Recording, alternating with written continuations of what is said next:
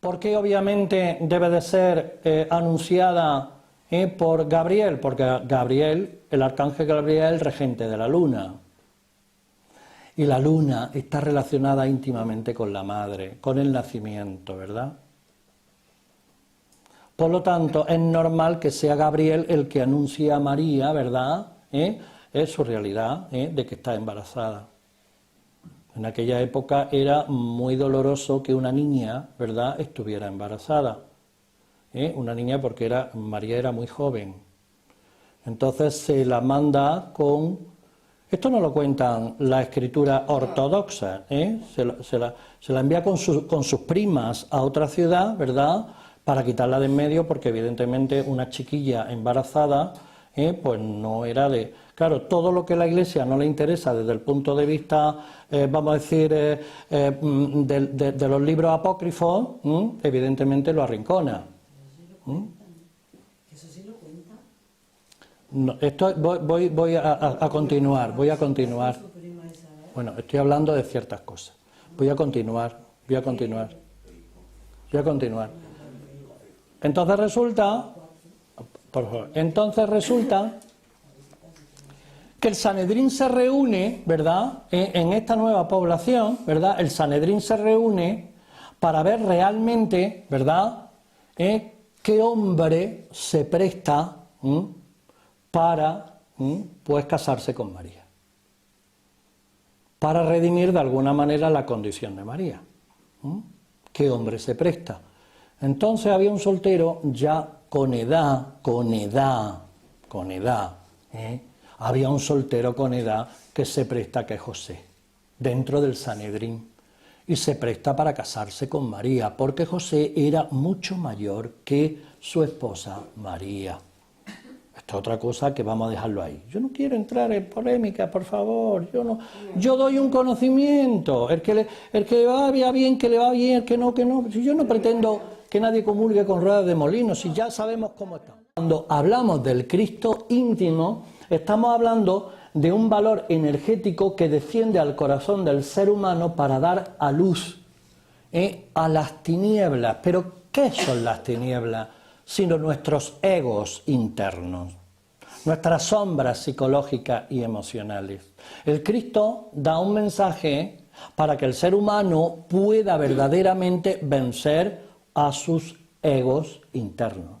Claro, el mensaje del amor es un mensaje pues muy elevado. ¿Por qué? Porque nos habla de la integración, nos habla de la capacidad de asumir la realidad y asumir a los demás. Nos habla de la no culpa y la no queja. La no culpa y la no queja. Porque si ustedes entran por esa puerta de este instituto, lo primero que ven ustedes es un cartelito que pone ni culpa ni queja, con Mafalda ahí. Ni culpa ni queja, porque la culpa y la queja son dos condiciones lamentables que mueve la psique humana y nos impide verdaderamente este proceso de integración, vamos a llamarlo espiritual. Bien, dicho lo cual, ¿verdad?, pues aparece lo que llamamos el gran viaje, que es el principio de la octava. El principio de la octava quiere decir que hay 7 notas musicales, do, re, mi, fa, sol, la, si, y aparece una octava superior. Nosotros de octava en octava, la conciencia de octava en octava establece lo que se llama el gran viaje. Y el gran viaje está de la luna que vemos ahí en el vientre hacia el sol que vemos ahí en el corazón. Ese es el gran viaje que han representado todas las culturas, entre ellas la medicina taoísta, que entiende, ¿verdad?, que el cardias del corazón ha de abrirse en abundancia para que nosotros podamos trascender la condición de enfermedad, de dolor, de penuria. Yo suelo decir que la mayor parte de nosotros, los seres humanos, ensanchamos nuestra zona de dolor, ¿no? El dolor no lo creamos nosotros, no estoy hablando solo de un dolor físico, estoy hablando también de un dolor psicológico, un dolor de carencia, de condiciones, pero eso no lo creamos nosotros. Por eso abrir el corazón en abundancia significa trascender, por decir así, lo que podríamos llamar la zona de dolor. Y eso son octavas superiores que da la conciencia. Conciencia, capacidad de darme cuenta de cómo funciono yo, cómo funcionan las cosas y me doy cuenta, y doy una octava superior cuando me doy cuenta. Si tú no te das cuenta y estás atrapado como una marioneta, como un títere, en función de la mecánica de la vida, pues difícilmente pueden darse la octava de la conciencia. Por eso antiguamente se entendía el arco iris como el puente que facilitaba la conexión entre el mundo y el mundo espiritual, ¿no? Y el arco iris, los 7 colores del arco iris, la diosa Iris entre los griegos, en fin, los 7 colores del arco iris era el que nos proporcionaba el régimen de las octavas, porque la vida es sónica, la vida es musical. La vida es vibración, todo vibra, todo se mueve a través de la vibración. Obviamente, si tú no tienes conciencia, tienes una vibración pues muy baja de energía, muy sombría, muy de ruido, muy de dolor. Pero la conciencia es la que nos va permitiendo abrirnos a otra vibración mucho más sutil y mucho más elevada, ¿no? Bueno, indicamos aquí el fundamento solar del Cristo. Eso los alquimistas lo llamaban el niño sol. Yo soy la estrella del alba, la estrella resplandeciente que os alumbrará en la mañana. El principio del sol, en el nacimiento del sol, en la alborada, cuando la energía del sol se hace más poderosa.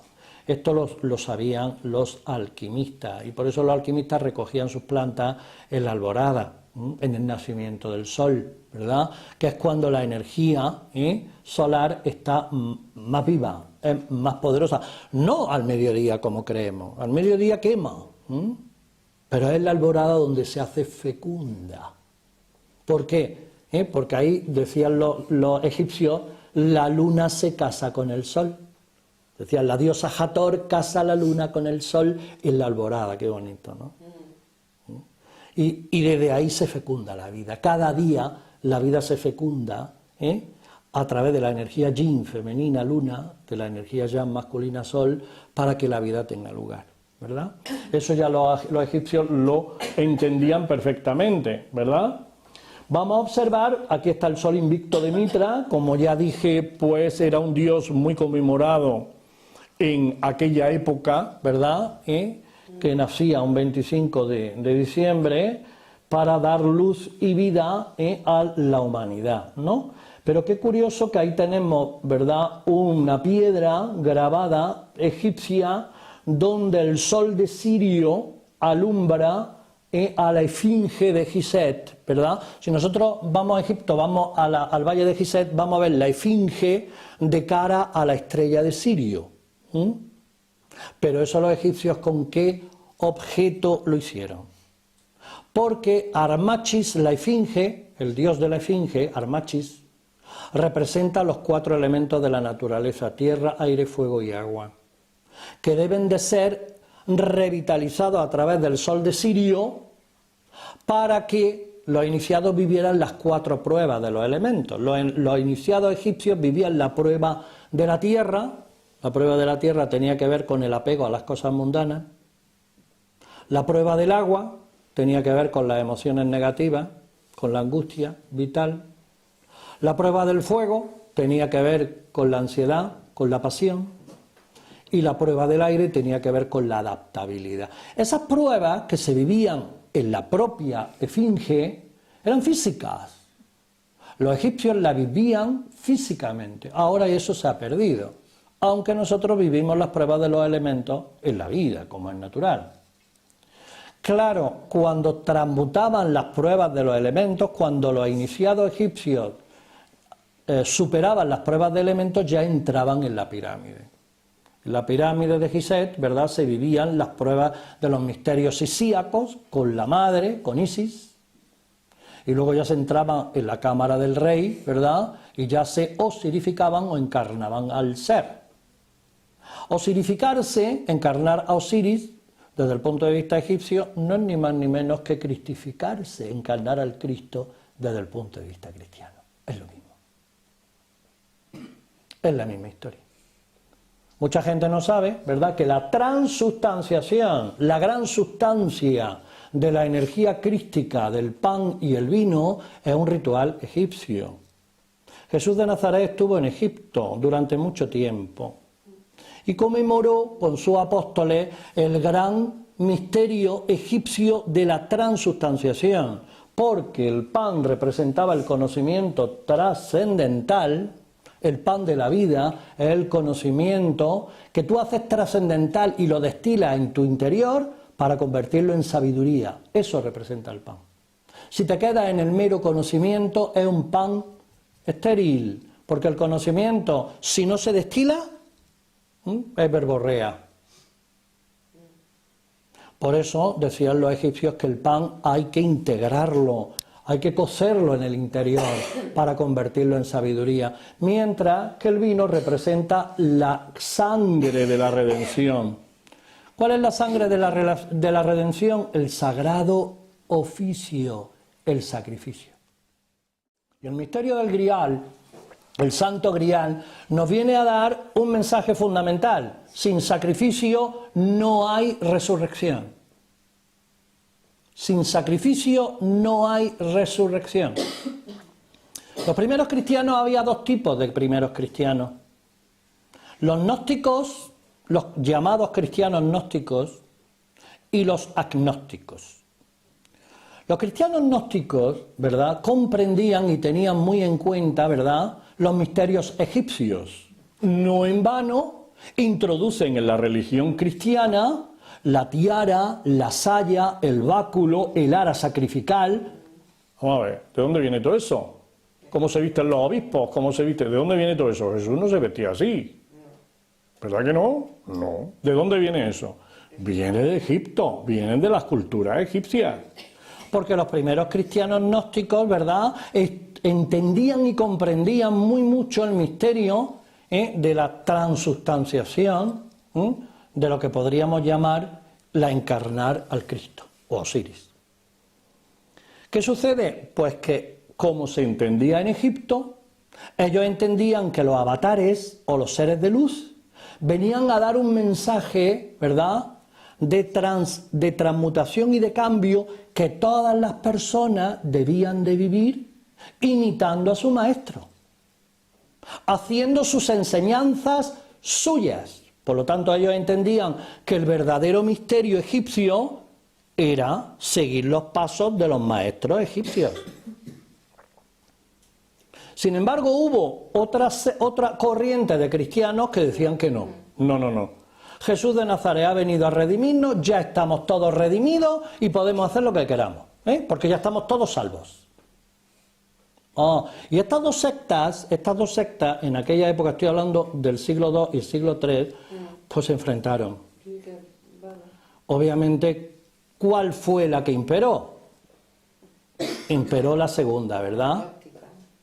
Imperó la segunda. Y la primera fueron los primeros cristianos que se tuvieron que ocultar.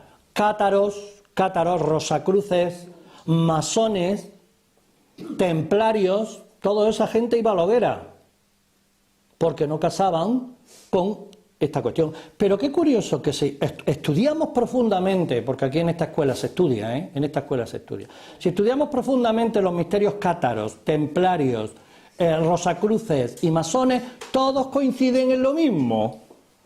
El ser humano tiene que transformarse a sí mismo andando un camino de liberación.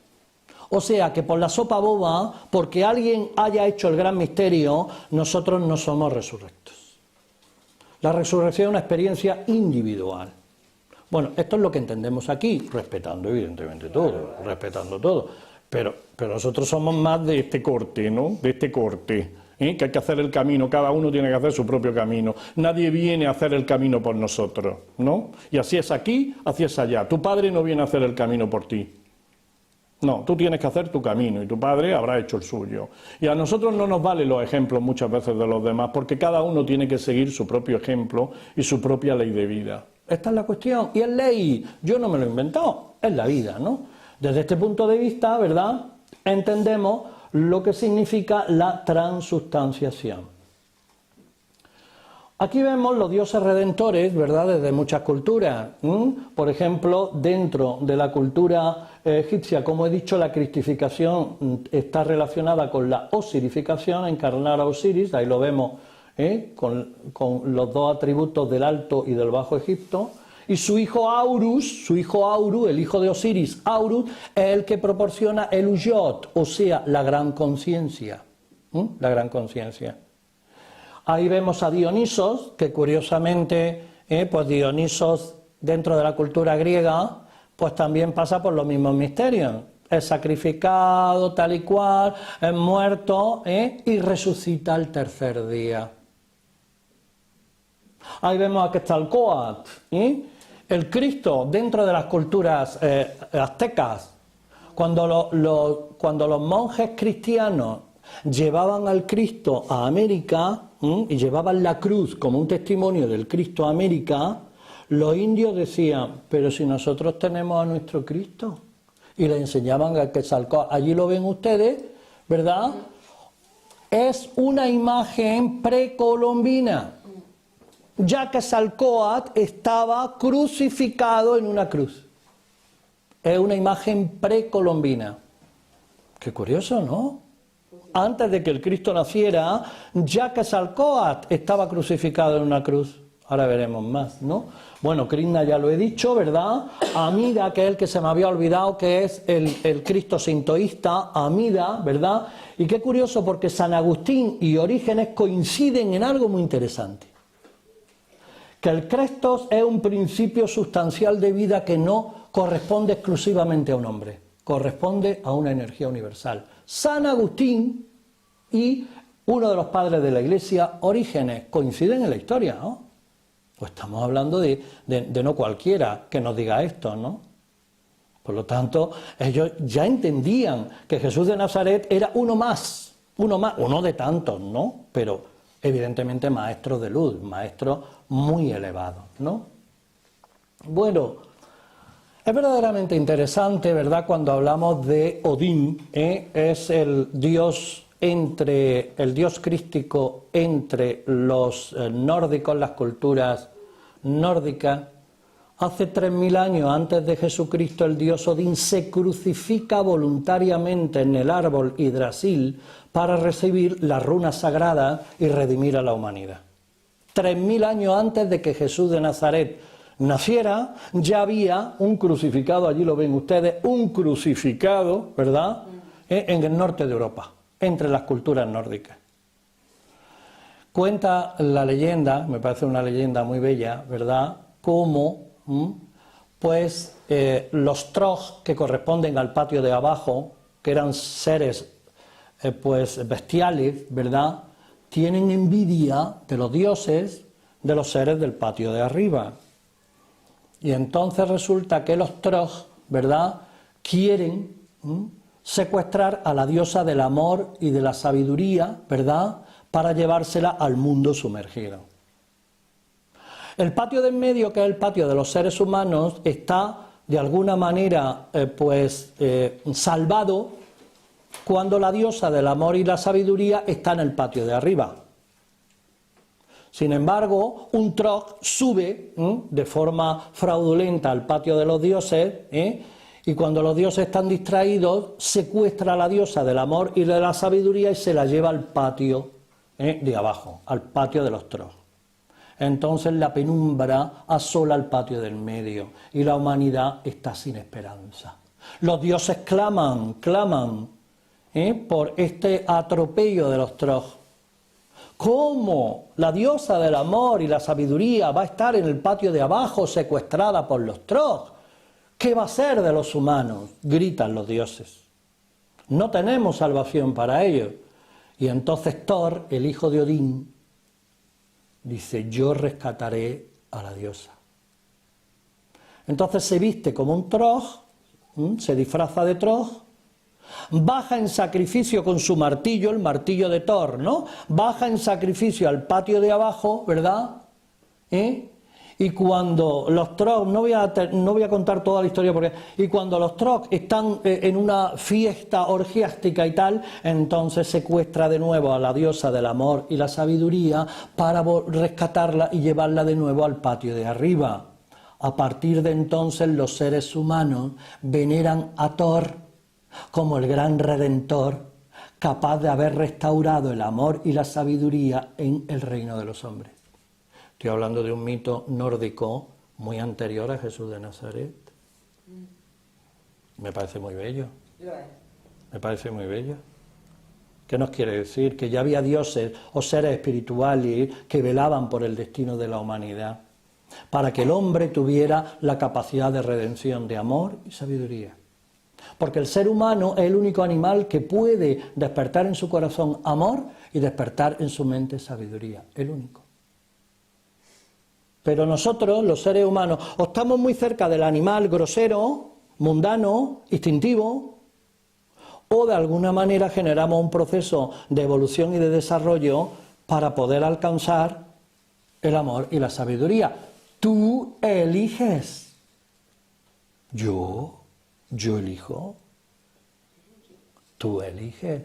Obviamente, si tú eliges por lo mundano, por lo fácil, por lo cómodo, te acolchas, pues eso es lo que estás eligiendo. Un mundo banal. Sí, con tus arquetipos, con tus apoyos, con tus ortopedias emocionales, con lo que quieras, pero un mundo banal, no. El verdadero camino es un camino de sagrado oficio, de sacrificio, y requiere industria, trabajo, superación. Esta es la cuestión, ¿verdad? Por lo tanto, ¿verdad? Qué interesante observar, ¿verdad?, cómo el árbol sagrado que representaba el roble del trueno en conmemoración al dios Thor se celebraba entre las culturas druidas por toda Europa. Y los druidas en el roble sagrado, es interesante, los druidas, estoy hablando de la Edad Media, los druidas en torno al roble sagrado una vez al año en Navidad reunían a toda la comunidad. Entonces los miembros de la comunidad que habían hecho algo en favor de sus semejantes cogían una piedrecita y la colgaban en el roble sagrado para testificar ante toda la comunidad que se habían trabajado méritos del corazón durante el año. Habían cuidado a su abuela, habían ayudado a hacer la casa de su hermano, habían ayudado a su padre, habían hecho méritos, y esos méritos se colgaban en piedrecitas en un árbol. Y los druidas conmemoraban aquella fiesta en torno al roble del trueno. Ahí vemos a San Bonifacio destruir el roble del trueno que en Europa, ¿verdad?, se conmemoraba en relación al dios Thor, porque a la Iglesia no le interesaban estas fiestas y estas conmemoraciones, vamos a decir, paganas. ¿Paganas? ¿Paganas? ¿Pero de qué estoy hablando? Del origen del árbol de la Navidad. ¿De qué estoy hablando? El origen del árbol de la Navidad. O sea, cada uno ponía su piedrecita. Nosotros esto lo hacemos aquí con los niños, ¿no? Cuando vamos con los niños al bosque, al monte y tal, cogemos un árbol, hacemos un ritual, que cada uno pone su piedrecita en función de lo que ha hecho durante el año. Esto porque nos parece interesante recuperar estas cosas con los niños, ¿no? Nos parece interesante. Porque es el misterio, es el comienzo del árbol de la Navidad. Ahora que el árbol de la Navidad se puede coger bolas muy bellas, muy bonitas y tal, pero el que no había valores, el que no tenía valores y no había hecho nada, iba alguien a poner su piedra y el druida le decía, tú no, tú este año no vas a poner ninguna piedra. ¿Por qué? Porque tú estás envenenado por la envidia con tu hermano, o tú no has hecho esto, tú lo otro y tal. Y ese no ponía la piedra, No todo el mundo ponía la piedra, y los druidas sabían. ¿Me estáis entendiendo? Este era el tema. Bueno, pues muy interesante, ¿verdad?, observar estas cosas. Aquí vemos el árbol de la Navidad, también se conmemoraba en el acebo sagrado, ¿verdad?, porque un acebo representa la abundancia y la buena suerte, y la estrella de la mañana que se ponía que se pone encima del árbol representa, ¿verdad?, la influencia de Venus, el lucero de la mañana, ¿verdad?, en la humanidad. Porque cuando hablamos de Venus, ¿de qué estamos hablando? Del planeta del amor, ¿no? Venus es la diosa del amor. El lucero de la mañana alumbra todos los días, ¿verdad? Venus nos alumbra para darnos un mensaje de amor. Y por eso se pone en el árbol, ¿verdad?, la estrella de la mañana. Ahí vemos a los druidas, ¿verdad?, que eran, la palabra druida, drusvides, la palabra druida significa aquel que tiene la capacidad de aliar lo humano con lo divino. o sea, el sacerdote. El druida es el intermediario entre lo humano y lo espiritual. Eso es lo que significaba, ¿verdad?, los druidas. Y aquí vemos el misterio, lo que los cristianos, muchos cristianos llaman el misterio de la Santísima Trinidad, que para nosotros no es ningún misterio, porque entra a formar parte dentro de la cábala judía y de los principios de lo que llamamos el triángulo de la creación. El triángulo de la creación son las tres fuerzas vivas de la creación: Padre, Madre, Hijo y Espíritu Santo. Madre, Hijo, Padre, Madre, Hijo y Espíritu Santo. Son los tres principios de la creación, son los tres colores de la creación del color, ¿no? El rojo, el amarillo y el azul.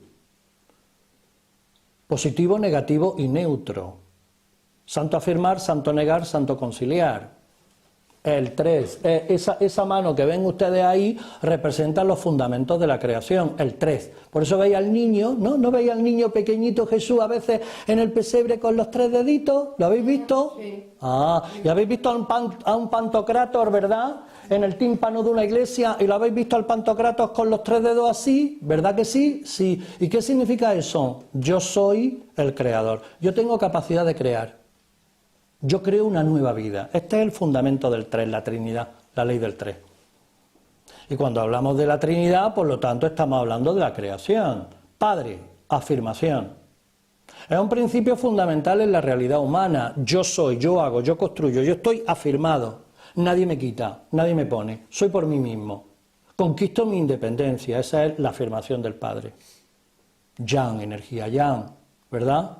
Cuando hablamos del Hijo, hablamos de la negación. Yo vengo, ¿verdad?, en uno de los libros apócrifos, Jesús de Nazaret, pues le dice a su madre, María, déjame, que yo tengo que seguir mi vida, porque María, su madre, quería que fuera con su padre a ayudarlo a la carpintería, porque tu padre contaba, y él se iba a las montañas a orar, y decía María, y decía Jesús, yo tengo que hacer mi vida, niego, decía, en el libro apócrifo se dice, niego esa vida, niego la vida mundana, niego la vida de mi padre refiriéndose a la vida mundana de la carpintería, no en otro sentido, ¿no?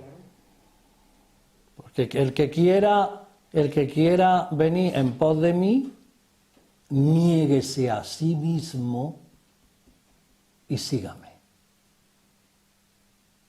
Maestro, ¿qué hemos de hacer?, le pregunta Lázaro. Maestro, ¿qué hemos de hacer para seguir un camino verdaderamente espiritual? Le pregunta a su amigo Lázaro, ¿no? Y le dice, abandónalo todo y sígueme. Maestro, no te pongas así, que tengo a mi hermana Marta y a mi hermana María, que tengo tantas posesiones, que tengo tantas tierras, que tengo, ¿cómo lo voy a abandonar? Hijo mío, abandónalo todo y sígame. Yo diría, ahora utilizando otras palabras, que tu prioridad sea mi camino. ¿Ah? Yo lo digo de otra manera, ¿no? O sea, que tu prioridad sea mi camino. O sea, porque si tú estás en el mundo de la materia, en el mundo del dinero, en el mundo de las cosas mundanas y tal, pues evidentemente esa no es tu prioridad. Entonces decimos, ¿cuál es tu prioridad en la vida? ¿No? Pues mi prioridad, pues el trabajo. Mi prioridad, el dinerillo. Mi prioridad, los hijos. Mi prioridad, la familia. Mi prioridad, ¿y dónde está el camino? ¿Dónde está el camino? Si tengo tiempo, a lo mejor voy a, yo qué sé. Si tengo tiempo, a lo mejor leo un librillo, voy a una conferencia. Si tengo tiempo, ¿sabéis? Si no, pues no. ¿Dónde está tu prioridad? Porque hablamos mucho de amor, hablamos mucho de un camino espiritual, pero ¿cuál es nuestra prioridad real? Yo me pregunto, porque el Cristo viene a darnos un mensaje prioritario, de redención, pero también de sacrificio. Bueno, ahí por lo tanto el Cristo, el Hijo es la mediación astral entre lo personal y lo anímico. Él viene a conciliar los dos lenguajes, el lenguaje del yo personal y el lenguaje del alma humana. Y Él viene a conciliarlo, darle un mensaje de conciliación. Y el Espíritu Santo, santo conciliar, es lo que llamaban los griegos el neuma, la energía capaz de conciliar la vida, el neuma. No basta que un hombre y una mujer se junten para que haya vida, ¿verdad que no? No, un hombre y una mujer se juntan y no hay vida. ¿Qué hace falta? Hace falta un elemento erótico, ¿no? ¿No hace falta eros? ¿No necesitamos a eros? Si no hay eros, no hay vida, ¿sí o no? Ah, eros es el neumático, lo que impulsa la vida. Eros, el agente de la vida. El Espíritu Santo es el agente de la vida, que impulsa verdaderamente, pues, el interés, el anhelo, el proceso de realización, ¿no? Y aquí vemos, pues, los 7 misterios crísticos, los 7 pasos, ¿verdad? El nacimiento, nacer a una nueva vida, como Jesús decía a Nicodemo, tendrás que nacer a una nueva vida para seguir los misterios de un camino espiritual, decía Nicodemo, nacer, otra vez tengo que nacer del vientre de mi madre y de mi padre, nacer. No lo entendía lo que quería decir Jesús. Nacer a una nueva vida significa dejar la vida vieja del hombre o de la mujer viejo para acercarte a una nueva realidad, a una nueva inquietud, a una nueva vida. Eso es lo que quería decir Jesús, ¿no? Por lo tanto, el proceso del nacimiento es fundamental en los misterios. Estamos hablando del Vía Crucis, ¿vale? Estamos hablando de los 7 misterios, de las 7 cruces del Vía Crucis. Primero, el nacimiento.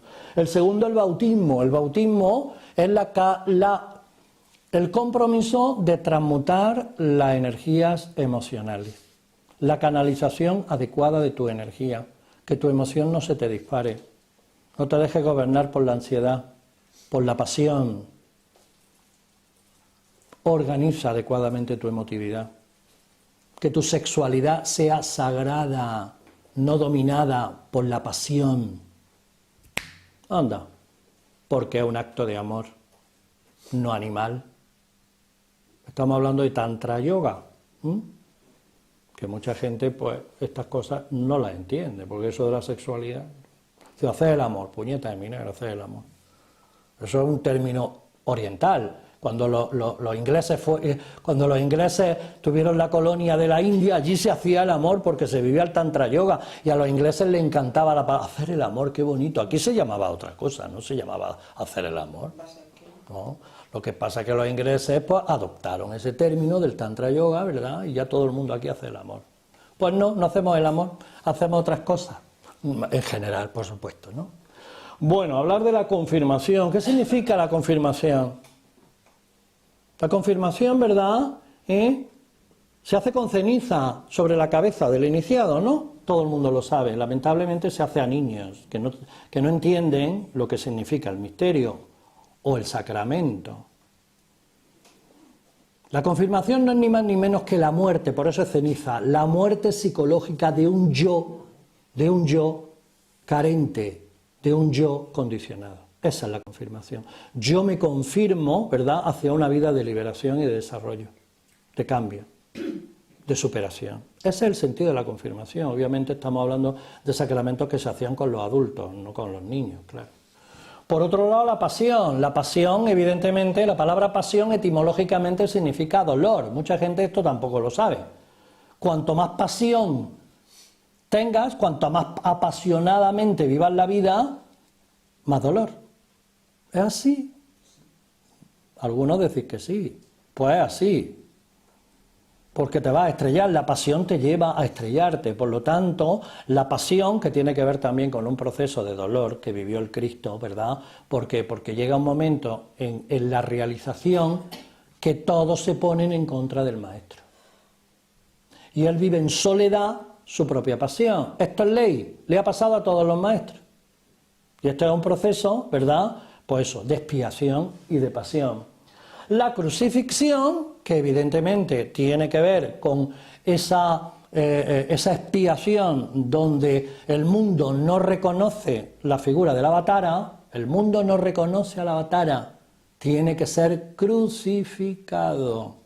El mundo reconoce al avatara después, pero en los procesos de la cristificación no reconocen al avatara, por eso el mundo crucifica a los maestros. En general, yo estoy hablando en general. El lenguaje de los maestros no lo vais a ver por la televisión. El lenguaje de los maestros no está en los libros de por ahí. El lenguaje de los maestros no está en esta nueva ola de Acuario, en los movimientos de risoterapia, de por aquí, de por allá. No, por ahí no está el lenguaje de los maestros. El lenguaje de los maestros es más profundo y a veces en este mundo tan sombrío está callado, no está tan a las claras, ¿no? No está tan en superficie, entre otras cosas porque el ser humano yo diría que no está preparado, o yo diría que está tocando fondo, en muchas condiciones del ego. Por otro lado, la resurrección, ¿verdad?, que es un proceso interior, ¿verdad?, para resucitar en lo que podríamos llamar el alma espiritual, ¿verdad?, el alma humana se casa con el alma espiritual. Y eso los alquimistas lo llamaban el rebis. Y el rebis es un proceso de resurrección hacia el espíritu. El espíritu se viste de luces, se viste de gloria, ¿no? Y por otro lado la ascensión, que no es ni más ni menos que hacerte universal. El ser llega a hacerse universal, por eso asciende a los cielos, porque ya no está condicionado por lo terrenal y por lo material. Por lo tanto, el Cristo, Jesús de Nazaret, viene a nuestro mundo, desde mi punto de vista, a darnos un mensaje, un camino de liberación, de desarrollo interior y sobre todo de conquistar nuestra realidad espiritual. Y eso es individual. El camino es individual, no colectivo. La humanidad va por donde va.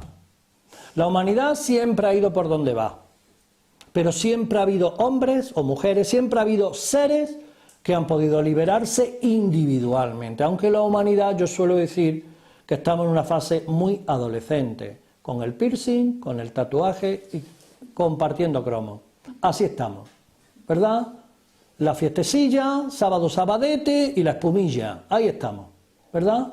Bueno, bien, es la humanidad que nos toca vivir, pero aquí está cada cual, cómo de alguna manera puede autogestionarse, autorrealizarse y superarse a sí mismo. Por lo tanto, ¿verdad?, aquí están los 7 peldaños de la obra. O sea, autorrealizarse es descubrir la luz tras la sombra que nos doblega, hacer que la energía del Cristo viviente vibre en nuestro interior, como emoción sublime, capaz de conciliarnos con todo lo que nos rodea. Por lo tanto, el Cristo, su mensaje es un mensaje de conciliación y de integración. Colorín of colorado, este cuento se ha acabado, ¿verdad? Espero que le haya sido útil, ¿verdad? Bueno, independientemente que algunas personas pues no coincidamos o no tengamos las mismas comprensiones de las cosas, no pasa nada, ¿verdad? Nosotros damos una información, ¿verdad? Lo que pasa es que nuestras fuentes son bien diversas, no exclusivas, bien diversas. Entonces desde ahí, pues bueno, entendamos la Navidad como un proceso energético anual, que podemos vivirlo, por supuesto, como una fiesta, que podemos vivirlo en familia, que puede haber regalos, que podemos poner en el árbol bolitas maravillosas y encajes preciosos, pero bueno, que si vamos tomando una conciencia un poquito más, más íntima o más espiritual, podemos vivir la Navidad como un proceso de renovación interior, renovación personal. Y desde ahí, pues puede haber una inquietud por despertar conciencia y por avanzar en nuestro camino como seres humanos. Yo creo que eso es lo importante, que en definitiva es lo que todos los maestros pues nos han sugerido, ¿no? Que cada uno coja su cruz y lo sigamos, ¿no? Y lo sigamos, porque cada uno tiene su cruz. Nadie nos va a quitar la cruz, la propia, la nuestra, ¿no? Y cada uno tendrá que reconocerla. Pues bueno, os voy a decir que esta institución pues tiene un departamento editorial, ¿verdad? Y yo recomiendo, simplemente desde aquí, pues estos 3 libros que nosotros hemos editado, son 2 novelas iniciáticas, La Rosa de Fuego y El Néctar de la Diosa, y una novela para adolescentes, La Escuela de la Luz.